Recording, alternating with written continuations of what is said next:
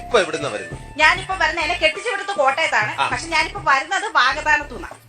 വാഗത്താനത്ത് കെട്ടിച്ചു വിട്ടത് കോട്ടയത്ത് നിന്നാണെങ്കിൽ കോട്ടയത്ത് നിന്നല്ലേ വരേണ്ടത്, വാഗത്താനത്ത് നിന്നല്ലല്ലോ. അതിപ്പോ എങ്ങനാ? ഞാൻ എന്റെ ഭർത്താവിന്റെ അനിയന്റെ കൂടെ വാഗത്താനത്ത് വാടകയ്ക്കല്ലേ താമസിക്കുന്നേ. ഭർത്താവിന്റെ അനിയനോടൊപ്പം വാഗത്താനത്താ താമസിക്കുന്നത്.